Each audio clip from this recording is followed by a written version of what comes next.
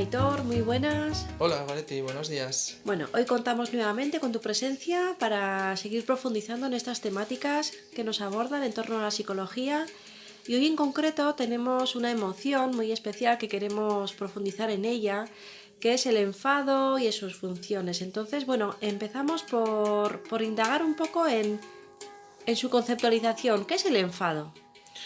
Bueno, y tan especial, ¿no? Esta emoción es una emoción pues muy compleja de gestionar, aunque se considera una emoción básica por sus rasgos, por sus reacciones fisiológicas y mentales, ¿no? Yo creo que para entender bien lo que es el enfado, tenemos que tener en cuenta que se asocia siempre con una obstaculización de normalmente un objetivo, ¿no? O un deseo, o algo que queremos conseguir. Entonces, cuando nosotros tenemos un objetivo, un anhelo, un deseo, algo que queremos realmente conseguir y se produce un obstáculo, algo que nos imposibilita conseguirlo, muchas veces nos aparece el enfado. A veces también se suele hablar de que el enfado aparece en los sentimientos de injusticia, ¿no? Bueno, en estos casos, en los sentimientos de injusticia, por ejemplo, lo que buscamos es justicia. O cuando nos insultan, nos podemos sentir mal y reaccionar con enfado, y es porque lo que estamos esperando es ser respetados y aceptados como somos, ¿no? Por eso es muy importante preguntarnos a nosotros mismos, a nosotras mismas, cuando nos enfadamos, cuál es el deseo, cuál es el objetivo que queremos conseguir que está siendo obstaculizado. Aitor, y vamos a seguir profundizando en la emoción del enfado. Cuéntanos qué funciones tiene y también qué consecuencias podría tener el enfado. Bueno, el enfado nos ayuda a analizar cuáles son los caminos que estamos recorriendo para conseguir nuestros objetivos. También es verdad que en el enfado muchas veces sentimos que tenemos razón, ¿verdad? Tendemos a pensar que tenemos razón y que la otra persona está equivocada. Y en este sentido también nos puede ayudar a analizar el comportamiento de los demás o a ponerlo en duda, ¿no? Bueno, desde un punto de vista de la salud mental, se ha observado que puede traer consecuencias más negativas el guardarse el enfado o no saber enfadarse adecuadamente que enfadarse en exceso, aunque también es verdad que un enfado permanente y constante puede tener problemas de carácter cardiovascular.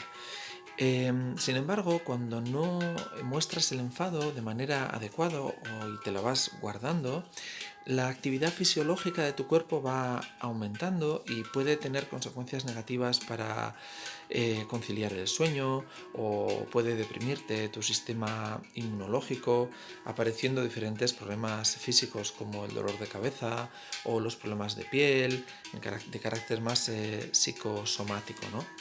Algunas investigaciones han investigado, por ejemplo, aquellas personas que tenían cáncer o algún tipo de tuberculosis que no podían curarse de manera sencilla, cuando mostraban su enfado, su malestar, incluso su ira, lo que conseguían era centrar su malestar en el problema, y con esto les ayudaba de alguna manera a encontrar estrategias de afrontamiento centrados en el problema y no quedarse tan atrapados en la emoción de la tristeza, por ejemplo, o en comportamientos más evitativos, ¿no?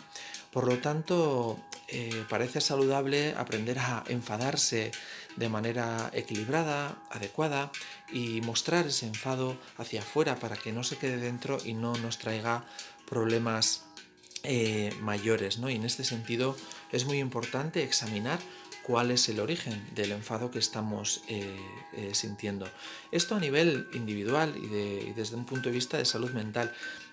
Desde un punto de vista social, yo creo que Stephen Hassel ya dejó claro que es importante que desde un punto de vista social también aprendamos a generar ciertos procesos de insurrección pacífica, ¿verdad? Sin caer en la desidia o en el pasotismo de los problemas sociales, porque esto puede mejorar los procesos de justicia social, de igualdad, y también nos puede ayudar a crear sociedades mucho más solidarias e igualitarias, siempre evidentemente sin caer en la rabia irracional o en el enfado irracional. Muy bien, Aitor. Pues muy interesante todo lo que nos cuentas del enfado, de sus funciones, de las consecuencias a nivel individual, para la salud mental, a nivel social. Y ahora dinos, ¿qué hay más allá del enfado? ¿Qué hay detrás del enfado? ¿Qué es lo que esconde? Bueno, la verdad es que muchas veces en psicología solemos decir que tenemos que aprender a escuchar la idea que está detrás de la idea o a ver la emoción que está detrás de una emoción en primera instancia, ¿no? Bueno, normalmente, y tiene que ser siempre así, pero muchas veces detrás del enfado suele estar escondida la tristeza. Y siempre aparece esta sensación de que se ha perdido algo o que esta pérdida que hemos tenido no somos capaces de aceptarla y como no somos capaces de aceptar esta pérdida, esta malestar, esta tristeza, pues sacamos el enfado hacia afuera, ¿no? Por ejemplo, no sé, a nivel familiar, los padres tendemos a enfadarnos con nuestros hijos porque estamos cansados de muchos de sus comportamientos, pero cuando ese enfado pasa en primera instancia nos damos cuenta que en el fondo tenemos una gran frustración, que no hemos podido gestionar pues, la situación como esperábamos o porque no somos capaces de aceptar que quizá nuestros hijos no están comportándose como nosotros queremos, ¿no? También nos pasa en las relaciones de pareja, ¿verdad? O también con los amigos, que nos podemos enfadar porque no nos han llamado para una cena. Y claro, lo que estamos en realidad es sintiéndonos mal porque lo que esperamos es ser aceptados y queridos por nuestros amigos y eso nos genera tristeza, ¿no? Esta situación de tristeza que muchas veces se relaciona con un sentimiento de pérdida que a veces no vemos lo que estamos perdiendo, nos genera una situación de enfado, muchas veces incluso con nosotras mismas, ¿no? Con nosotros mismos, porque no somos capaces de aceptar esta pérdida, ¿no? Y se nos hace más fácil enfadarnos hacia afuera, porque el enfado tiende a echar la culpa al otro que aceptar la tristeza, porque en la tristeza al final encontramos cierta parte de nuestro malestar en nosotros y nosotras mismas y no sabemos gestionarlo adecuadamente, ¿no? Es verdad que además el enfado te da mucha más energía para hacer frente a la situación y también tienes la sensación de que tienes razón ante situaciones que quizá te resulte más complicado aceptar, que quizá tengas alguna responsabilidad, ¿no? Y por eso en la sociedad a veces vemos reacciones mucho más habituales de enfado que reacciones de aceptación y de cierto malestar personal, más allá de que la tristeza tampoco tiene una prensa social muy adecuada y no está muy bien vista, ¿no? Socialmente. Bien, Aitor, y yendo un poquito más allá, ¿cómo podríamos regular o gestionar esta emoción del enfado? ¿Qué pautas nos podrías indicar? Bueno, yo pienso que cuando hay un exceso de enfado y cuando nuestra amígdala nos secuestra y reaccionamos de manera impulsiva con el enfado, el primer paso siempre es tomar conciencia de qué es lo que estamos perdiendo, ¿no? Qué es lo que se nos está obstaculizando, que nos hace sentir un enfado, ¿no? Entonces, este es el primer paso porque es muy difícil regular aquello que no se conoce. Entonces, es importante tomar conciencia, ¿no? De qué es lo que realmente nos está generando el enfado.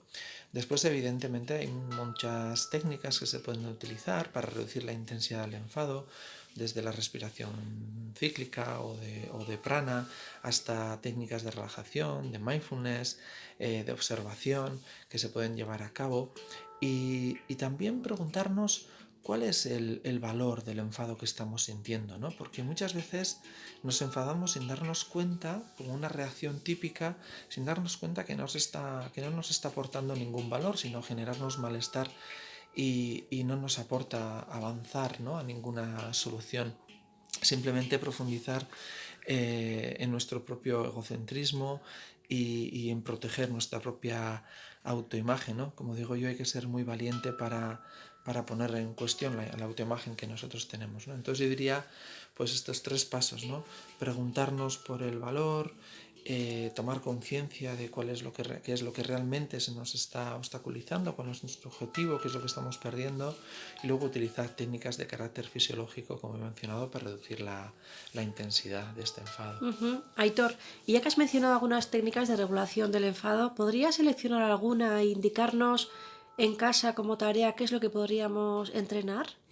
Bueno, yo pienso que seguramente los oyentes conocerán desde técnicas de relajación fisiológica, como he dicho antes, yoga, mindfulness, respiración, eso hay mucha información en la red y simplemente es generar una rutina de trabajo para ir reduciendo un poco esa intensidad, esa impulsividad. Y luego también es cierto que ayuda mucho escribir, ¿verdad? Muchas veces, como solíamos decir, el enfado, el exceso de enfado, pues nos roba el sueño, no nos deja descansar y a veces ayuda a hacer una contramedida, ¿no? Es decir, trabajar antes de acostarnos en ese cuaderno que tenemos, que hacemos el seguimiento de algunos comportamientos, de observaciones, trabajar el agradecimiento, trabajar las cosas que nos han ido bien durante el día, ¿verdad? Antes de acostarnos, hacer un listado de las cosas que han ido bien, las cosas que han sido bonitas, que han sido agradables y que hemos tenido con los demás o con los sentimientos y pensamientos que hemos tenido con nosotros mismos y trabajar y elaborar el agradecimiento, porque el agradecimiento es un elemento fundamental para el bienestar subjetivo y eso va a ayudar a que se reduzcan las reacciones impulsivas y nos van a ayudar también a regular las reacciones de exceso de enfado. Y a la mañana siguiente, cuando nos levantemos, también repasar ese listado y tratar de conseguir que incrementen estas situaciones de agradecimiento, de bienestar que hemos tenido durante el día, Goretti. Estupendo, Aitor, pues tomamos nota de la pauta o de la técnica narrativa que nos indicas y bueno, agradecerte una vez más por todo lo que nos has indicado o aportado sobre la emoción del enfado y hasta la próxima. Muchas gracias, Aitor. A ti, Goretti, hasta la próxima ocasión. Agur.